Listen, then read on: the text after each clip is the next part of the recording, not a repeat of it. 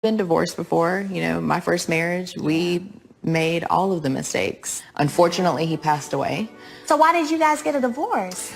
Because I really wanted something different. It's very unfortunate because he was the most loving, kind person. I had all the love and support that I could have ever wanted.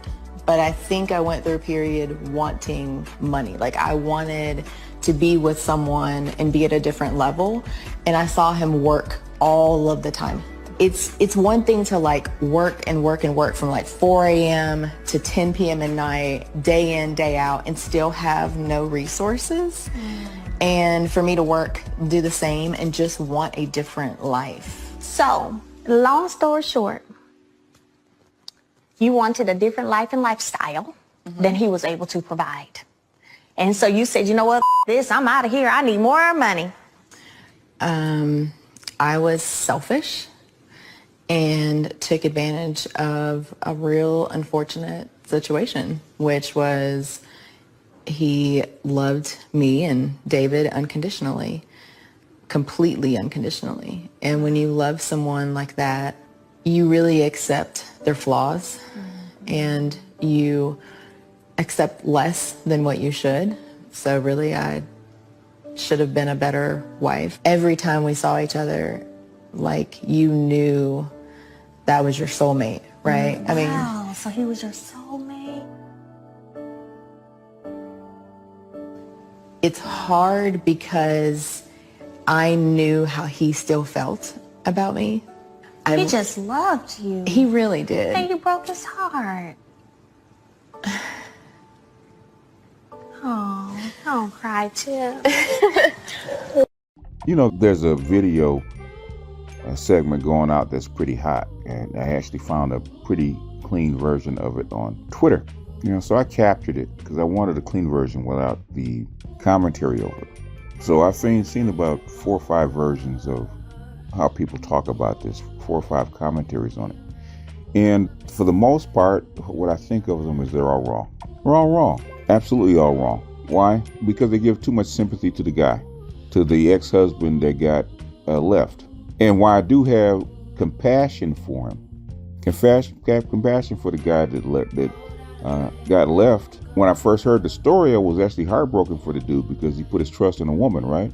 And when the first 20 seconds when I actually saw the video, I actually knew what it was. Oh, shit. Of course she left him because he didn't have enough money. Okay. Now, I don't know what the woman looked like when she was young, because evidently this is like possibly 10, 15 years later. So I'm assuming the woman is in her late 30s, maybe early 40s. So I'm assuming when she got with her husband, when she was young, she's probably right around 2021. Because the woman here is possibly 7-ish, maybe, as far as looks are concerned. So I'm sure you go back like 18 years, chick's probably a good 8 plus, maybe close to a 9.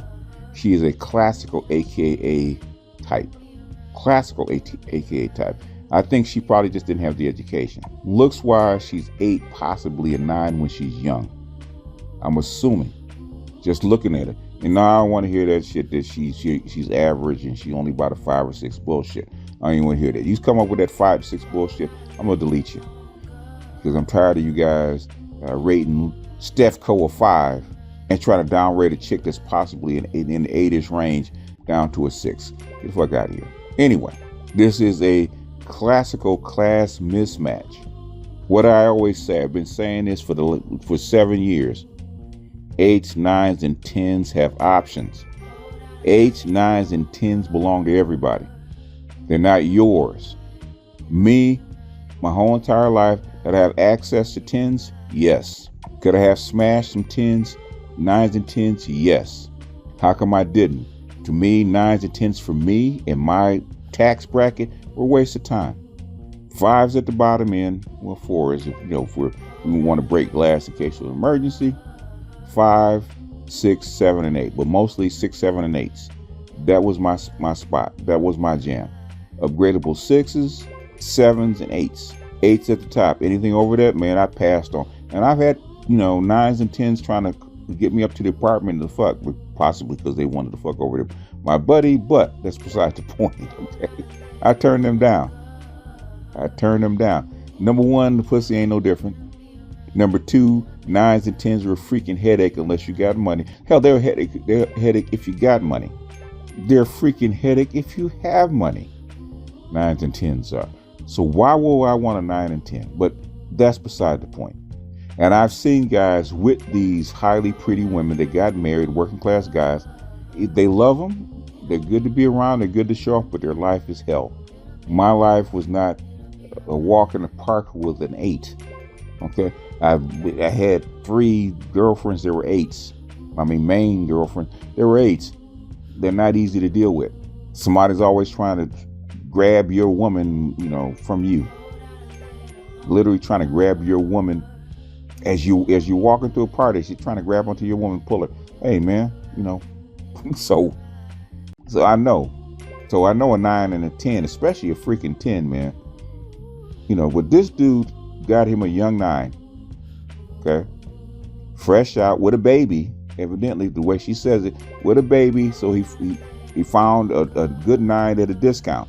He took it, said, hey, it's sitting here. It's on the lot. This big body Benz for the right price. Been in an accident. Let me fix her up. And he drove it home. And he was happy with it. But to maintain that bad boy, he had to work, 70 hours a week, 80 hours a week to maintain it, just to try to balance the class mismatch. But 9s and 10s have options. And guess what she did? She knew that she could have a better life with somebody else because there's too many doggone people offering her a better life. And she decided to take one of them up on it.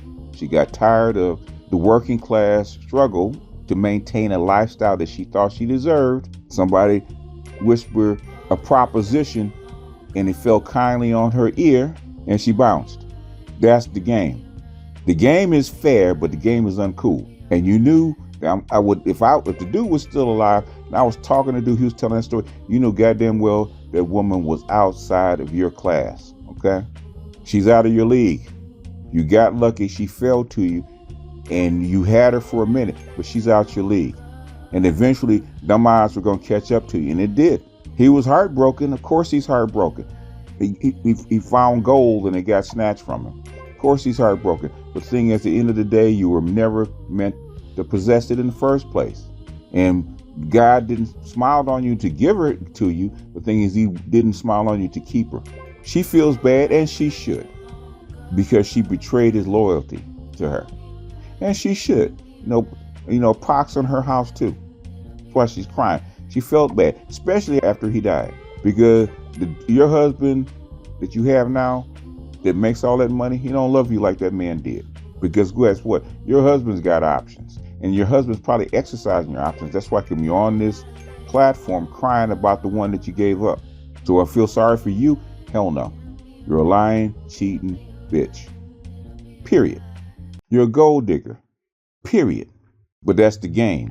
And he rolled the dice and he played it. And he held on to you as long as he could.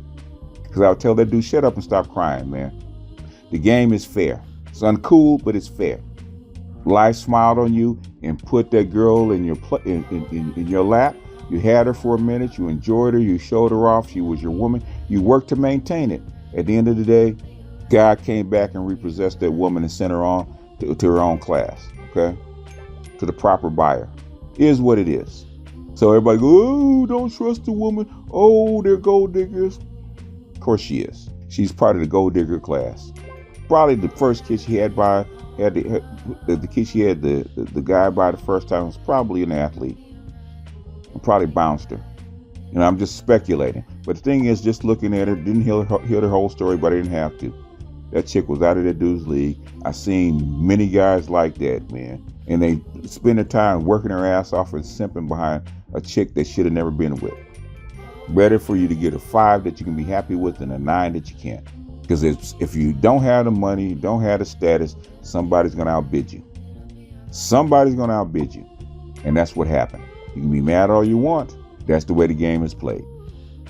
Anyway, that's all I got for this one. It doesn't take very long. In fact, I thought it was going to be this big whole thing and talking about how women are impractical and greedy and jealous and all that kind of stuff. Because when I heard about it, it sounded like a complete betrayal. When I saw it, I said, oh, okay, I get it. That's the game. As Omar says, the game is the game. Oh, indeed. And the game is fair. It's just uncool. With that, I'm going to bounce off here. This is BGS out, and I'll see you guys on the next one. Peace.